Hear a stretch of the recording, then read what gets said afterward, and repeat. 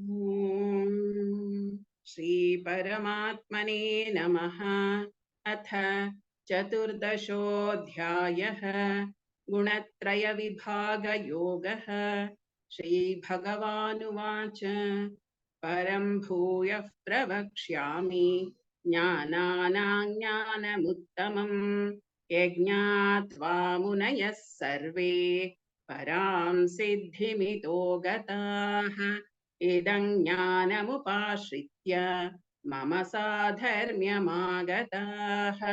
सर्गेऽपि नोपजायन्ते प्रलये न व्यतन्ति च मम योनिर्महद्ब्रह्म तस्मिन् गर्भं दधाम्यहम्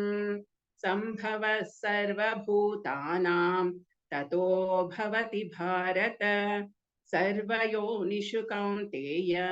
मूर्तयः सम्भवन्ति याः तासां ब्रह्म महद्योनिः अहं बीजप्रदः पिता सत्वं रजस्तम इति गुणाः प्रकृतिसम्भवाः निबध्नन्ति महाबाहो देहे देहिनमव्ययम् तत्र सत्त्वं निर्मलत्वात् प्रकाशकमनामयम् सुखसङ्गेन बध्नाति ज्ञानसङ्गेन च नघ रजोरागात्मकौ विद्धि तृष्णासङ्गसमुद्भवम् तन्निबध्नाति कौन्तेय कर्मसङ्गेन देहिनम् तमस्त्वज्ञानजौ विद्धि मोहनं सर्वदेहिनां प्रमादालस्य निद्राभिः तन्निबध्नाति भारत सत्वं सुखे सञ्जयति रजः कर्मणि भारत ज्ञानमावृत्य तु तमः प्रमादे सञ्जयत्युत रजस्तमश्चाभिभूय सत्वं भवति भारत रजः सत्वं तमश्चैव तमः सत्वं रजस्तथा सर्वद्वारेषु देहेऽस्मिन् प्रकाश उपजायते ज्ञानै यदा तदा विद्यात् विवृद्धं सत्त्वमित्युत लोभः प्रवृत्तिरारम्भः कर्मणामशमस्पृहा रजस्येतानि जायन्ते विवृद्धे भरतर्षभ अप्रकाशो प्रवृत्तिश्च प्रमादो मोह एव च तमस्येतानि जायन्ते विवृद्धे कुरु नन्दन यदा सत्त्वे प्रवृद्धे तु प्रलयै याति देहभृत् तदोत्तमविदाल्लोकान् अमलान् प्रतिपद्यते रजसि प्रलयं गत्वा कर्मसङ्गिषु जायते तथा प्रलीनस्तमसि मूढयोनिषु जायते कर्मणः सुकृतस्याहुः सात्विकं निर्मलं फलम् रजसस्तु फलं दुःखम् अज्ञानं तमसः फलम् सत्त्वात् सञ्जायते ज्ञानम् रजसो लोभ एव च प्रमादमोहौ तमसः भवतो ज्ञानमेव च ऊर्ध्वं गच्छन्ति सत्त्वस्थाः मध्ये तिष्ठन्ति राजसाः जघन्यगुणवृत्तिस्थाः अधो गच्छन्ति तामसाः नान्यं गुणेभ्यः कर्तारं यदा द्रष्टानुपश्यति गुणेभ्यश्च परौ वेत्ति मद्भावं सोऽधिगच्छति गुणानेतानतीत्यत्रीन् देही देहसमुद्भवान् जन्म मृत्युजरा दुःखैः विमुक्तो मृतमश्नुते अर्जुन उवाच कैर्लिङ्गैस्त्रीन् गुणानेतान् अतीतो भवति प्रभो किमाचारः कथं चैतां त्रीन् गुणानतिवर्तते श्रीभगवानुवाच प्रकाशं च प्रवृत्तिं च मोहमेव च पाण्डव न द्वेष्टि सम्प्रवृत्तानि न निवृत्तानि काङ्क्षति उदासीनवदासीनः गुणैर्यो न विचाल्यते गुणा वर्तन्त इत्येव योऽवतिष्ठति नेङ्गते समदुःखसुखस्वस्थः समलोष्टाश्मकाञ्चनः तुल्यप्रिया प्रियो धीरः तुल्यनिन्दात्मसंस्तुतिः मानापमानयोस्तुल्यः तुल्यो मित्रारिपक्षयोः सर्वारम्भपरित्यागी गुणातीतः स उच्यते माञ्चयो व्यभिचारेण भक्तियोगेन सेवते सगुणान् समतीत्यैतान् ब्रह्म भूयाय कल्पते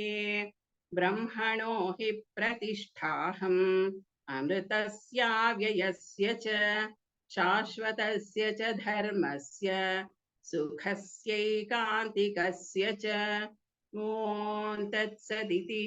श्रीमद्भगवद्गीतासु उपनिषत्सु ब्रह्मविद्यायां योगशास्त्रे श्रीकृष्णार्जुनसंवादे गुणत्रयविभागयोगो नाम चतुर्दशोऽध्यायः सर्वधर्मान् परित्यज्य मामेकं शरणं व्रज अहं त्वं सर्वपापेभ्यः मोक्षयिष्यामि मा शुचः। ॐ श्री परमात्मने नमः। अथ पञ्चदशोऽध्यायः पुरुषोत्तमयोगः। श्रीभगवानुवाच ऊर्ध्वमूलमधः शाखम् अश्वत्थं प्राहुरव्ययम् छन्दांसि यस्य पर्णानि यस्तौ वेद स वेदवित् अधश्चोर्ध्वं प्रसृतास्तस्य शाखाः गुणप्रवृद्धा विषयप्रवालाः अधश्च मूलान्यनुसन्ततानि कर्मानुबन्धीनि मनुष्यलोके न रूपमस्येह तथोपलभ्यते नान्तो न चादिर्न च सम्प्रतिष्ठा अश्वत्थमेनं सुविरूढमूलम् असङ्गशस्त्रेण दृढेन छित्त्वा ततः पदं तत्परिमार्गितव्यम् यस्मिन् गता न निवर्तन्ति भूयः तमेव चाद्यं पुरुषं प्रपद्ये यतः प्रवृत्तिः प्रसृता पुराणी निर्मानमोहाजितसङ्गदोषाः अध्यात्मनित्या विनिवृत्तकामाः द्वन्द्वैर्विमुक्ताः सुखदुःखसंज्ञैः गच्छन्त्यमूढाः पदमव्ययं तत् न तद्भासयते सूर्यः न शशाङ्को न पावकः यद्गत्वा न निवर्तन्ते तद्धाम परमं मम ममैवांशो जीवलोके जीवभूतः सनातनः मनः षष्ठानीन्द्रियाणि प्रकृतिस्थानि कर्षति शरीरै यदवाप्नोति यच्चाप्युत्क्रामतीश्वरः गृहीत्वैतानि संयाति वायुर्गन्धानि वाशयात् श्रोत्रं चक्षुस्पर्शनं च रसनं घ्राणमेव च अधिष्ठाय मनश्चायं विषयानुपसेवते उत्क्रामन्तं स्थितौ वापि भुञ्जानौ वा गुणान्वितं विमूढानानुपश्यन्ति पश्यन्ति ज्ञानचक्षुषः यतन्तो योगिनश्चैनं पश्यन्त्यात्मन्यवस्थितं यतन्तोऽप्यकृतात्मानः नैनं पश्यन्त्यचेतसः यदादित्यगतं तेजः जगद्भासयतेऽखिलम् यच्चन्द्रमसि यच्चाग्नौ तत्तेजो विद्धि मामकम् गामाविश्य च भूतानि धारयाम्यहमोजसा उष्णामि चौषधीः सर्वाः सोमो भूत्वा रसात्मकः अहौ वैश्वानरो भूत्वा प्राणिनां देहमाश्रितः प्राणापानसमायुक्तः पचाम्यन्नं चतुर्विधम् सर्वस्य चाहं हृदि सन्निविष्टः मत्तस्मृतिज्ञानमपोहनं च वेदैश्च सर्वैरहमेव वेद्यः